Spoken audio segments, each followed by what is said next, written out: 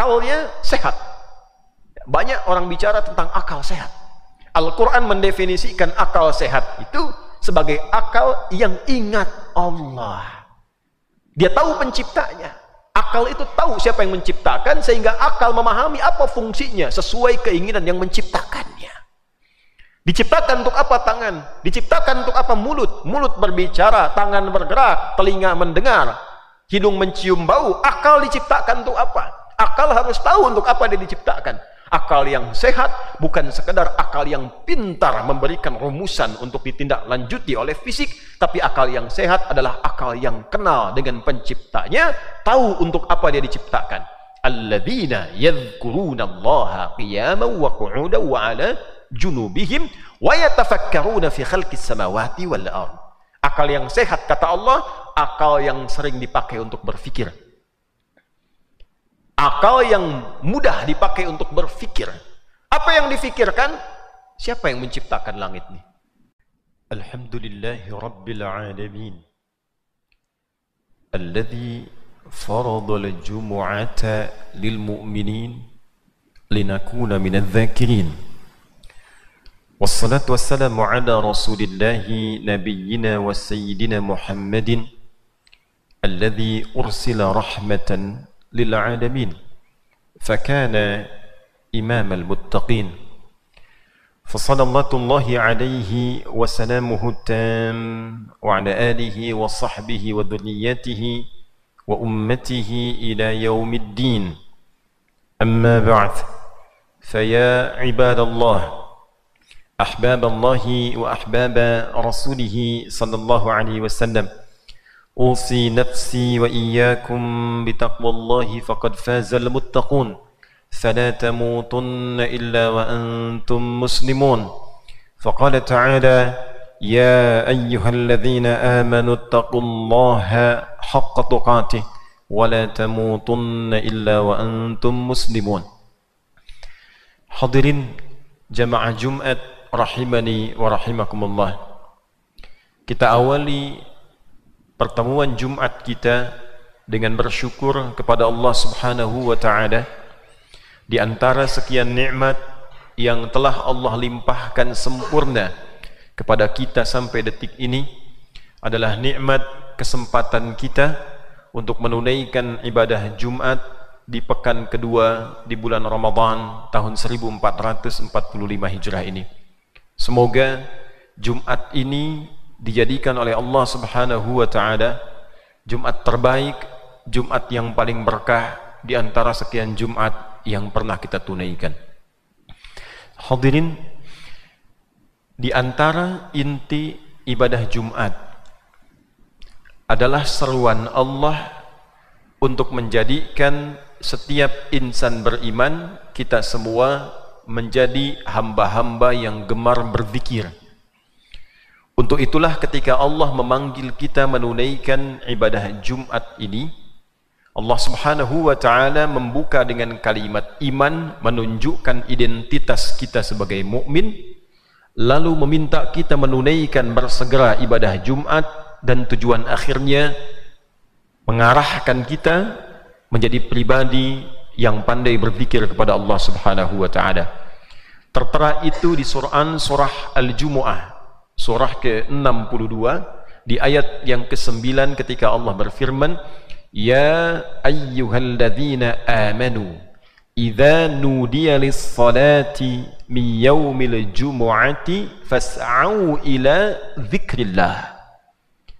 Hai seluruh yang telah menyatakan dirinya beriman kepada Allah Subhanahu wa Ta'ala, jika telah tiba seruan, panggilan untuk menunaikan ibadah Jumat, bergegaslah Anda semua untuk mempersiapkan diri meningkatkan zikir kepada Allah Subhanahu wa Ta'ala. Hadirin jamaah Jumat rahimani wa rahimakumullah. Terkait zikir ini, khususnya zikir yang coba kita tingkatkan di bulan Ramadan ini, dari esensi Jumat yang telah tadi diutarakan, setidaknya ada 5 jenis zikir dalam Al-Quran yang penting dan manfaatnya terkait erat dengan maslahat hidup kita di dunia, alam kubur sampai dengan akhirat, yang bisa kita optimalkan khususnya di bulan Ramadan ini. Dari 5 ini, di antara yang bisa kita uraikan, yang pertama seperti diisyaratkan dalam Al-Quran surah ke-7 Al-A'raf di ayat ke-205. Zikir yang pertama bentuknya adalah doa. Maka ketika Allah berfirman menggambarkan isi doa yang disampaikan oleh setiap hamba kepada Allah, dibukalah ayat ini dengan nama zikir. Wadhkur rabbaka fi nafsika tadarruan wa khifatan wa dunal jahri minal qaul. Dan berzikirlah. Yang dimaksud zikir di ayat ini berdoa. Jika Anda punya persoalan, jika Anda punya kebutuhan, jika Anda ingin tersambung dengan Allah, maka kata Allah, berdoalah. Digunakan kalimat zikir, dan berzikirlah, mintalah kepada Allah sepenuh hatimu, sepenuh jiwamu dengan khusyuk, memohon segala apa yang kau inginkan dan mohonkan kepada Allah Subhanahu wa taala. Terkait dengan Ramadan, zikir pertama ini dalam bentuk doa ditempatkan oleh Allah dalam rangkaian ayat-ayat Ramadan. Dari ayat 183 surah Al-Baqarah, 184, 185, 186 dan 187, itulah paket ayat Ramadan. Maka ayat doa terletak di ayat 186. Wa idza sa'alaka 'ibadi 'anni fa inni qarib ujibu da'watad da'i idza da'an falyastajibu li wal yu'minu bi la'allahum yarshudun. Di antara sekian paket ayat Ramadan, tentang perintah ayat 183, tentang toleransi ayat 184, tentang kemuliaan Al-Quran dan kemudahan dalam penunaian puasa 185, 187-nya hukum fikih tentang kehidupan rumah tangga, dan ditutup dengan makan dan sahur serta peningkatan takwa. Di sela-sela itu Allah meminta hidupkan Ramadan dengan doa. Perbanyak Ramadan dengan doa. Ada 2 jenis doa yang bisa dipanjatkan dan diisyaratkan dalam ayat 186 surah Al-Baqarah ini. Wa idza sa'alaka 'ibadi 'anni. Muhammad sallallahu alaihi wasallam, kalau hambaku ada yang berkonsultasi kepadamu, bertanya kepadamu tentang cara mendekat kepadaku, ingin meminta berdoa kepadaku, maka katakan kepadanya, aku begitu dekat, tinggal dia memohon, mintakan kepada Allah, fa inni qarib ujibu da'watad da'i idza da'an. Kalau dia meminta, pasti aku jawab sesuai dengan maslahat kehidupan dia.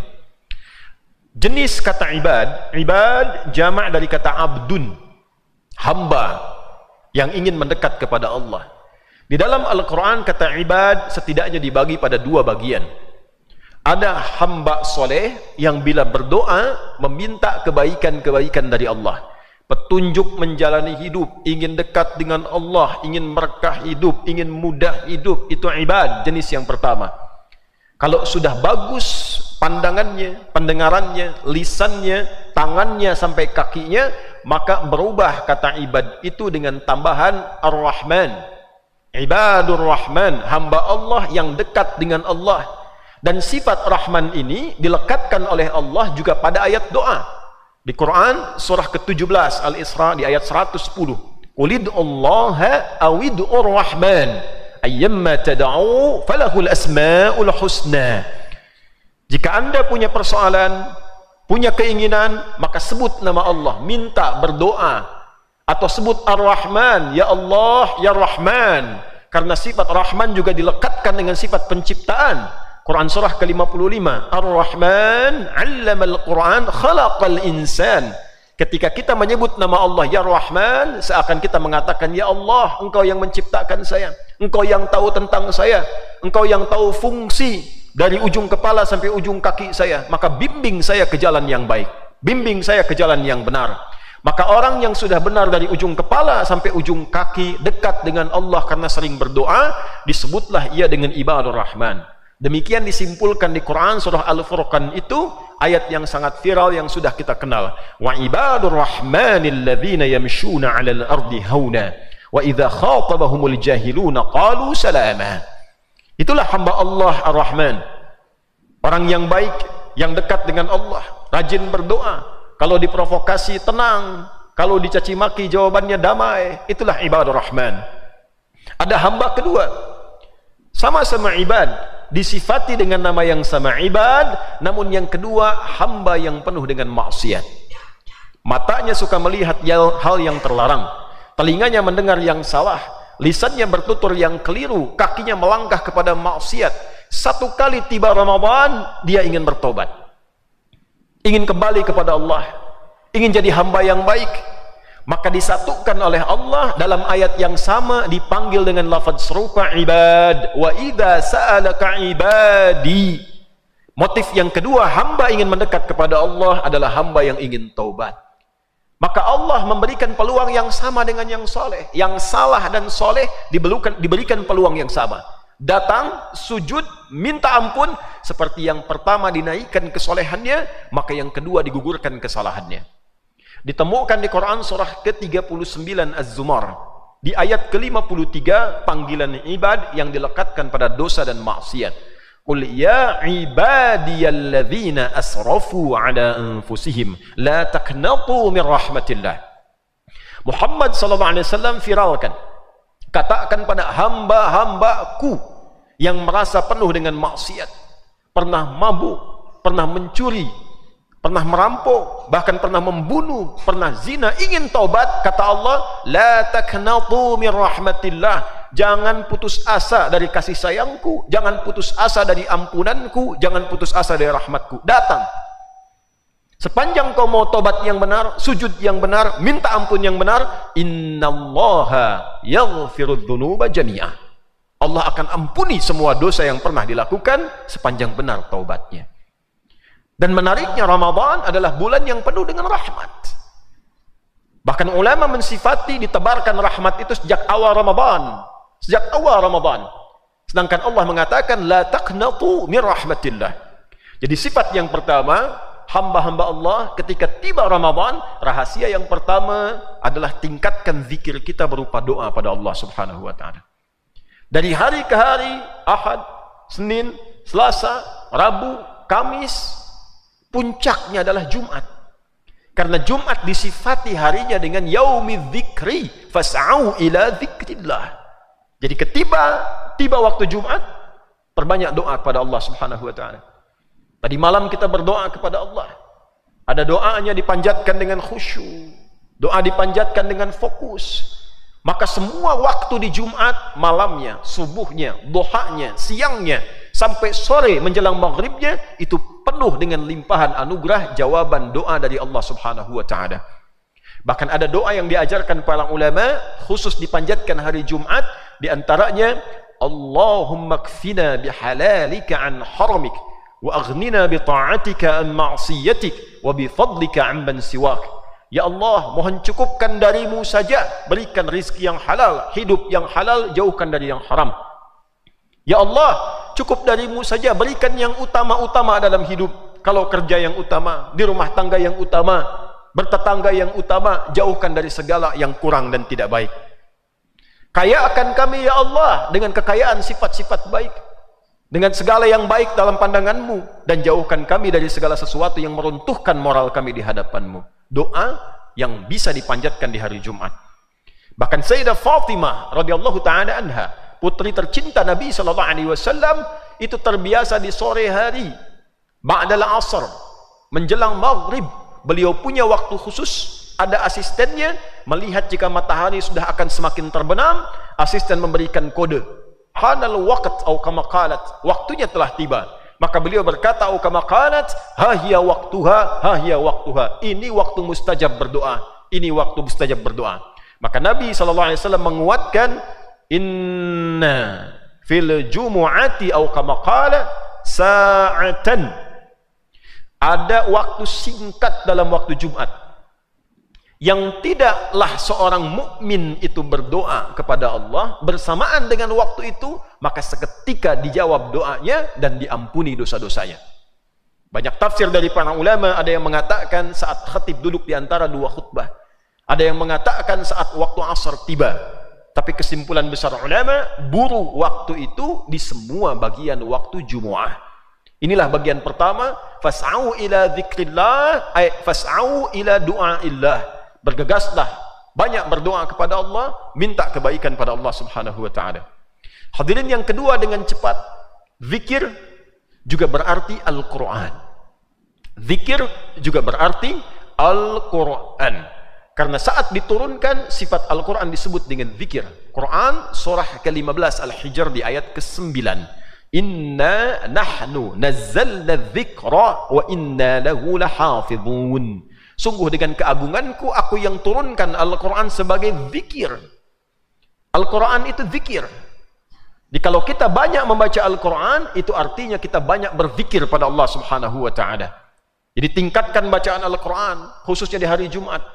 Malamnya kita baca Yasin, paginya kita baca Al-Kahf. Yang mau menghafal Quran perbanyak. Penghafal Quran itu disebut oleh Al-Quran, diisyaratkan nilainya 4 kali zikir orang biasa. 4 kali zikir. Ahli Quran yang gemar membaca Al-Quran, mengulang Al-Quran, menghafal Al-Quran, itu 4 kali nilainya lebih tinggi dibandingkan dari pembaca biasa. Ditemukan isyaratnya di Quran surah ke-54 Al-Qamar di ayat ke-17, ayat 22, ayat 32 dan ayat ke-40. Walaqad yassarnal Qur'ana lidzikri fahal mim muddakir. Sungguh jangan pernah ragu, aku mudahkan dengan keagunganku Al-Quran untuk dihafalkan. Hafalannya disifati dengan zikir. Jadi kalau kita sedang menghafal Al-Quran, itu artinya kita sedang berzikir pada Allah Subhanahu wa taala. Fahal mim muddakir? Adakah di antara engkau hambaku yang ingin berzikir kepadaku lewat Al-Quran itu? Maka Jumat, khususnya Ramadan, Syahrul Quran. Ramadan bulan Al-Quran. Nabi banyak berinteraksi dengan Al-Quran. Nabi khatam Quran sekali setiap Ramadan, 2 kali di tahun wafatnya beliau sallallahu alaihi wasallam. Jadi Nabi pun itu banyak meningkatkan zikir dengan Al-Quran. Nabi dicek hafalannya oleh malaikat Jibril. Nabi dicek pemahamannya oleh malaikat Jibril. Nabi dicek bacaannya oleh malaikat Jibril. Nabi pun meningkatkan zikir Al-Quran di bulan Ramadan. Hadirin yang ketiga dengan cepat, di antara makna zikir adalah salat. Ditemukan dalam Al-Quran surah ke-20 Taha di ayat ke-14.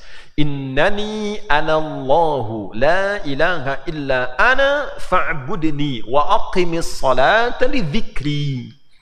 Akulah Allah, kata Allah. Tiada Tuhan selain aku. Pertuhankan aku dan buktikan kebertuhananmu kepadaku dengan menyembahku. Maka cara menyembahku, tunaikan solat sebagai zikir padaku. Solat disebut dengan zikir. Karena itulah kemudian ketika kita berhasil menunaikan solat, Al-Quran menyifatinya dengan sifat zikir. Quran surah ke-4 An-Nisa ayat 103. فَإِذَا قَضَيْتُمُ الصَّلَاةَ فَاذْكُرُوا اللَّهَ قِيَامًا وَقُعُودًا وَعَلَى جُنُوبِكُمْ. Kalau engkau selesai menunaikan solat, maka bukti keberhasilanmu, engkau tersambung dengan Allah, engkau berzikir dengan Allah. Kalau kurang tersambung, kurang khusyuk, kurang fokus, kita tambah zikir selesai sholat. Karena itulah zikir pertamanya istighfar. Astaghfirullah, astaghfirullah, astaghfirullah, astaghfirullahal azim alladzi la ilaha illa huwal hayyul qayyum wa atubu ilaih. Taubat kita dengan istighfar, karena saat sholat tadi yang kita tunaikan kurang khusyuk, kita zikirnya kepada Allah. Itulah rahasianya kenapa setelah sholat kita berzikir. Subhanallah, walhamdulillah, Allahu Akbar. Padahal salat kita mengucapkan takbir Allahu Akbar. Dari berdiri ke ruku Allahu Akbar, i'tidal ke sujud Allahu Akbar. Banyak Allahu Akbar. Kenapa kita Allahu Akbar lagi setelah kita menunaikan salat? Karena boleh jadi di antara sekian kalimat Allahu Akbar ada yang kurang khusyuk kita tunaikan dalam salatnya. Subhanallah kita ucapkan, Subhana rabbiyal azim, Subhana rabbiyal a'la. Alhamdulillah kita ucapkan, Subhana rabbiyal azim wa bihamdi. Subhanakallahumma rabbana wa bihamdika Allahumma ighfirli. Kita sebutkan kembali ba'da salat untuk meningkatkan zikir. Jumat tambah zikir kita. Jumat tingkatkan salat kita. Sebagai kebahagiaan kita kepada Allah Subhanahu wa taala, diberikan sayyidul ayyam. Yang keempat, hadirin dengan cepat, zikir juga dimaknai dengan aspek kajian. Mempelajari, mendalami makna, mempraktekkan dalam kehidupan, sehingga lihat langit ingat Allah, lihat pantai ingat Allah, Lihat pohon, ingat Allah. Itu yang dimaksud Al-Quran surah ketiga Ali Imran ayat 190 sampai dengan 191. Inna fi khalqis samawati wal ardi wa ikhtilafil laili wan nahari la ayatin li ulil albab. Siapa ulul albab itu? Alladzina yadhkuruna Allah qiyaman wa qu'udan wa 'ala junubihim wa yatafakkaruna fi khalqis samawati wal ard. Rabbana ma khalaqta hadza batila subhanaka faqina 'adzaban nar. Nah, jadi orang-orang yang ulul albab, akalnya sehat kata Allah. Akalnya sehat. Banyak orang bicara tentang akal sehat. Al-Quran mendefinisikan akal sehat itu sebagai akal yang ingat Allah. Dia tahu penciptanya. Akal itu tahu siapa yang menciptakan, sehingga akal memahami apa fungsinya sesuai keinginan yang menciptakannya. Diciptakan untuk apa tangan? Diciptakan untuk apa mulut? Mulut berbicara, tangan bergerak, telinga mendengar, hidung mencium bau. Akal diciptakan untuk apa? Akal harus tahu untuk apa dia diciptakan. Akal yang sehat bukan sekedar akal yang pintar memberikan rumusan untuk ditindaklanjuti oleh fisik, tapi akal yang sehat adalah akal yang kenal dengan penciptanya, tahu untuk apa dia diciptakan. Alladzina yadhkurunallaha qiyaman wa qu'udan wa 'ala junubihim wa yatafakkaruna fi khalqis samawati wal ard. Akal yang sehat kata Allah, akal yang sering dipakai untuk berfikir. Akal yang mudah dipakai untuk berfikir. Apa yang difikirkan? Siapa yang menciptakan langit ini? Siapa yang menciptakan bumi ini? Untuk apa saya hidup? Kemana saya pulang? Apa yang saya bawa saat pulang? Bagaimana kalau saya meninggal? Itu akal yang sehat. Bukan cuma mengumpulkan harta, kumpulkan lagi, hitung lagi. Alhaakumut takatsur hatta zurtumul maqabir. Lalai kalian kata Allah, banyak ngitung-ngitung harta, kumpulkan lagi, lupa dengan salat, lupa dengan Al-Quran, lupa dengan zakat, lupa dengan keluarga, lupa kalau akan meninggal, lupa kalau akan dihisab, dan tidak siap bekalnya untuk pulang. Hatta zurtumul maqabir, sadar saat baru masuk kuburan. Untuk itulah akal yang sehat dibuka dengan kalimat alladzina yadhkurunallah. Akalnya berfikir, fikirnya digunakan untuk zikir.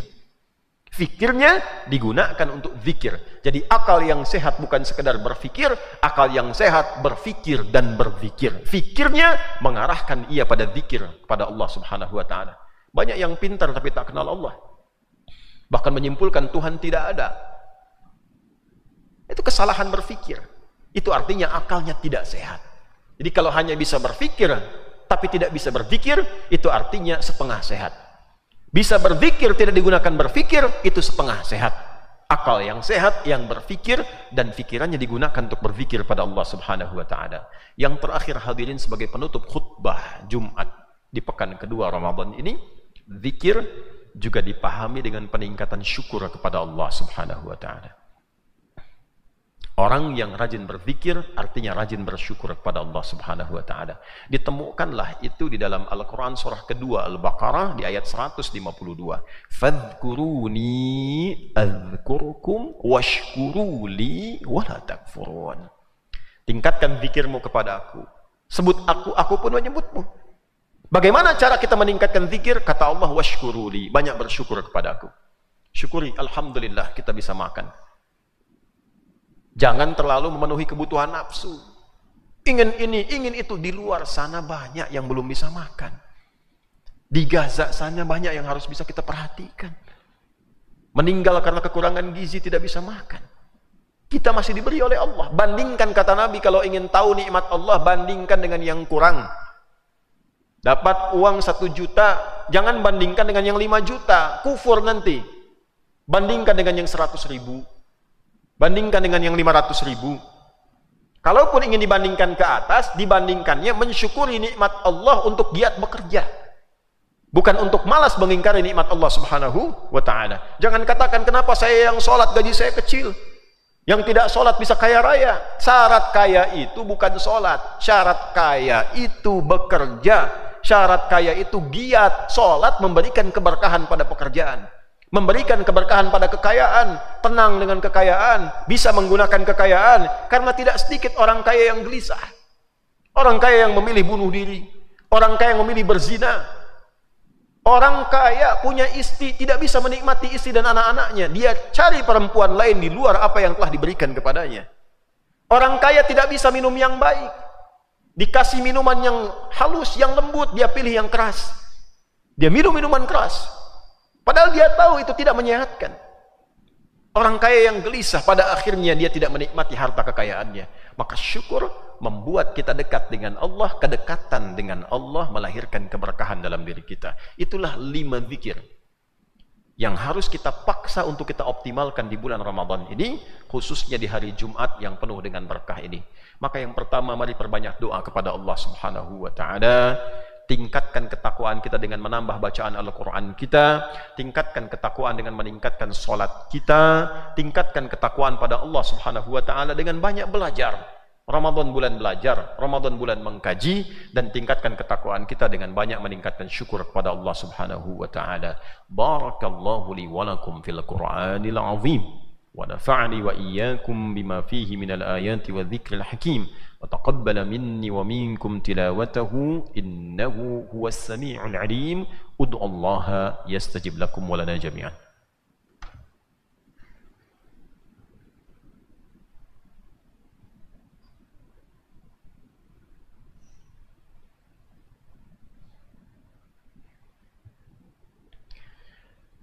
الحمد لله والصلاة والسلام على رسول الله وعلى آله وصحبه ومن والاه وبعد. فيا عباد الله أوصي نفسي وإياكم بتقوى الله فقد فاز المتقون فلا تموتن إلا وأنتم مسلمون. فقال تعالى يا أيها الذين آمنوا اتقوا الله حق تقاته ولا تموتن إلا وأنتم مسلمون.